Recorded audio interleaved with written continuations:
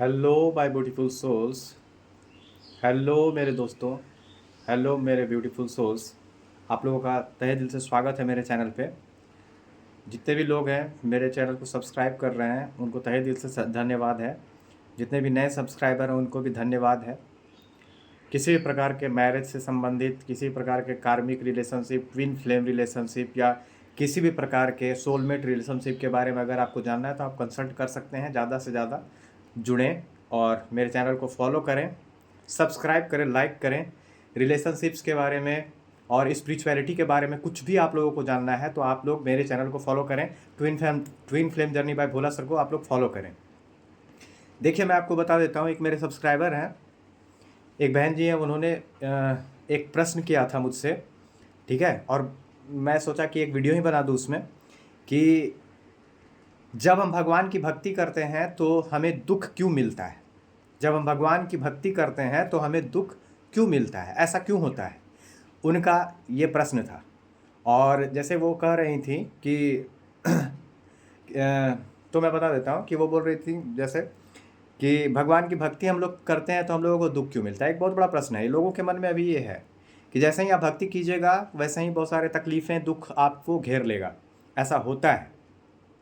तो मैं आपको बता देता हूँ, उस चीज़ से घबराना नहीं है। मैं अभी क्लियर कर दूंगा कि ये सब क्यों हो रहा है और आगे क्या होगा इसके बारे में भी मैं बता दूंगा। ठीक है, कि उससे कैसे निजात पाया जा सकता है। ठीक है, तो देखिए, सबसे पहले बात मैं कहूँगा कि वीडियो को शुरू करने से पहले कि आप लोग मेरे चैनल पर अगर नए हैं तो चैनल को सब्सक्राइब करें, लाइक करें और घंटे का बटन जरूर दबा लें। अगर आप लोगों को किसी भी प्रकार का कोई भी समस्या है या फिर स्पिरिचुअलिटी से रिलेटेड, रिलेशनशिप से रिलेटेड, मैरिज से रिलेटेड किसी भी प्रकार की कोई भी समस्या है तो आप मेरे चैनल को फॉलो कर सकते हैं और मेरे से जुड़ सकते हैं।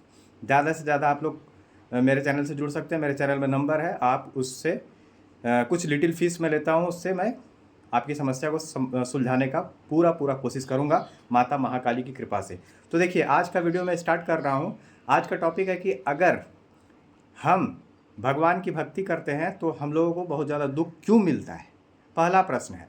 और जो हम लोगों को दुख दिया है, ऐसा मान लीजिए कोई दुख दिया है, वो खुश है, वो मज़े में है, ऐसा क्यों हो रहा है।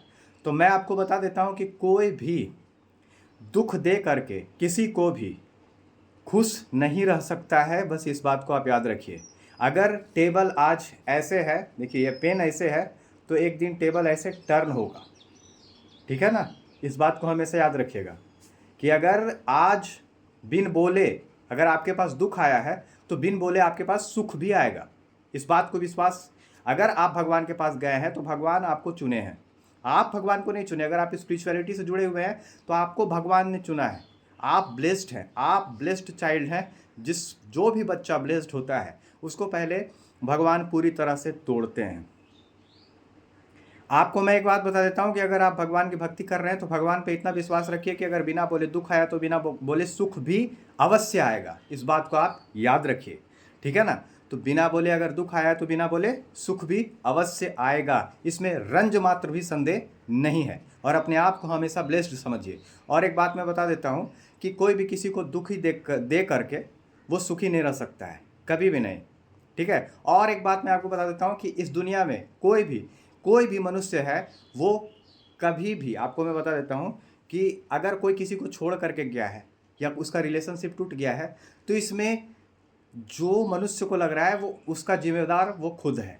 मैं आपको बता दे रहा हूँ, कोई भी मनुष्य में इतना ताकत नहीं है कि वो आपको कुछ बोल दे। अगर कोई आपको ट्रिगर कर रहा है या आपको कोई छोड़ करके गया है तो इतना याद रखिएगा, अगर कोई लड़का को छोड़ करके गई है ना तो वो उसके अंदर का जो फीमेलिन एनर्जी है ना उसको वो लेकर के चली गई है पूरी तरह से, और वो मैस्कुलिन बन जाएगा।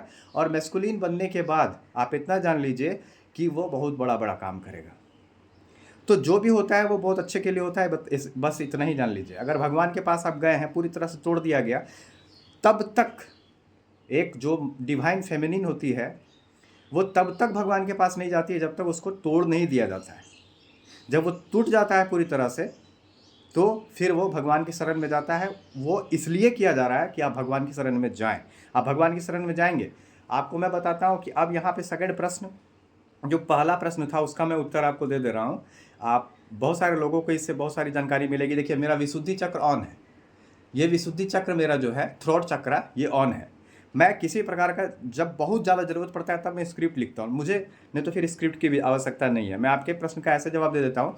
आप सुदामा का एग्जाम्पल ले लीजिए।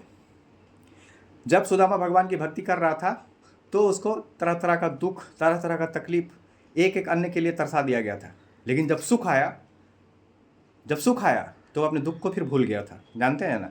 तो जब आप दुखी हैं तो भगवान को याद कर रहे हैं, आप सुखी हो जाएंगे तभी भगवान को याद करेंगे, भगवान से ये प्रॉमिस कीजिए। और अगर किसी भी भगवान की भक्ति कर रहे हैं तो एक बार उनका चरण पकड़ लिए ना, चाहे कितना भी दुख आए, कितना भी विपत्ति आए, उसको छोड़ना नहीं है। जिस भी स्थिति में वो रखेंगे उस स्थिति में रहेंगे। एक दिन ऐसा आएगा कि आपके खुशियाँ आपके कदम पे कदम चूमेंगी। आप एकदम निश्चिंत रहिए और भगवान की भक्ति कीजिए। अगर भगवान आपको परीक्षा ले रहे हैं ना तो आपको हारने भी नहीं देंगे।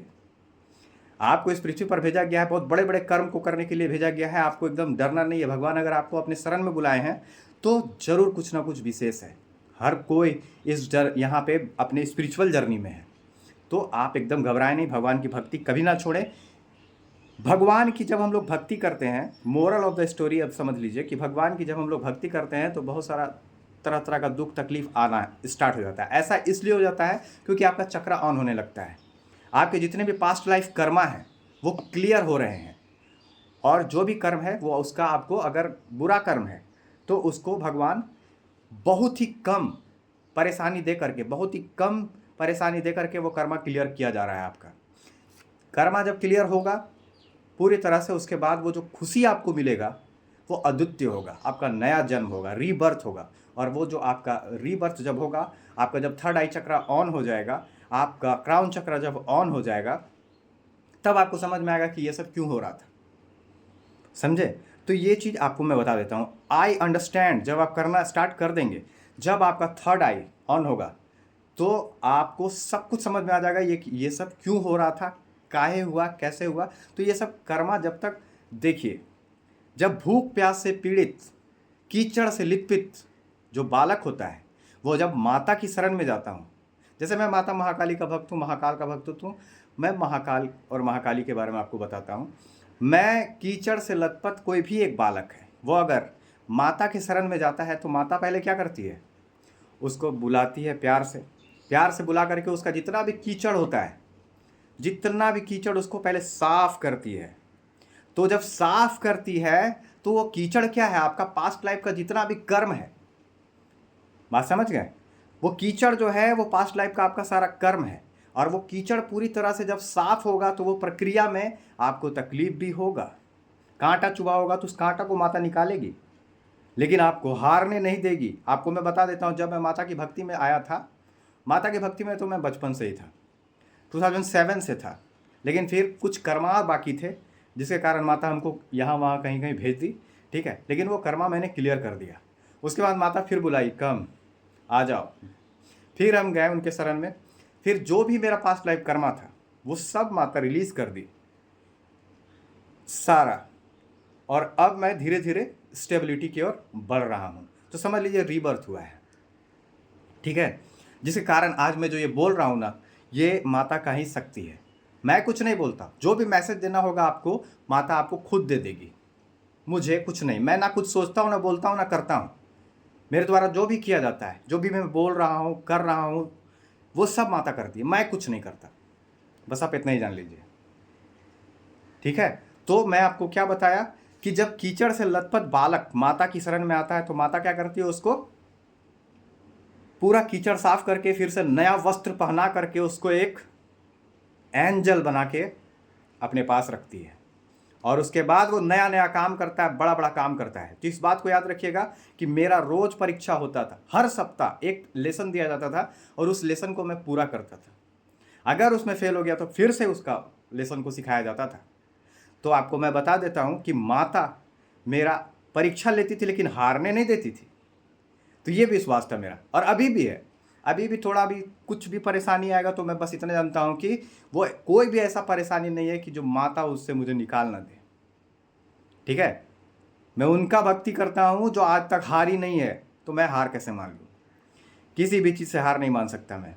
और मैं आपको बता देता हूँ कि जब कुंडलिनी शक्ति आपका अवेकन होगा ना, जब भक्ति हम लोग करते हैं तो कुंडलिनी शक्ति अवेकन होता है, तो बहुत सारा इनसिक्योरिटी, डर, ये सब होता है। और एक बात, कोई भी मनुष्य किसी भी स्थिति में है तो अपने विचारों के कारण है, अपनी सोच के कारण, अपनी इनसिक्योरिटी के कारण है।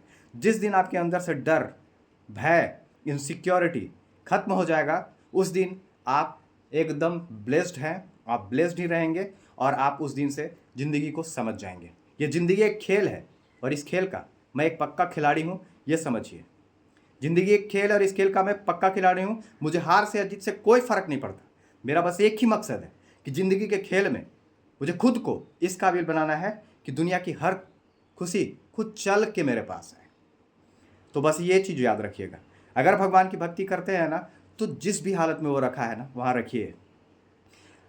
आप इतना जान लीजिए कि प्रेयर जो होता है वो वर्क करता है वर्क, बस इतना ही याद रखिएगा। अगर भक्ति चुने हैं तो कुछ भी हो जाए, माता का चरण को कभी मत छोड़िएगा, ठीक है? कुछ भी हो जाए, वो हारने नहीं देगी आपको।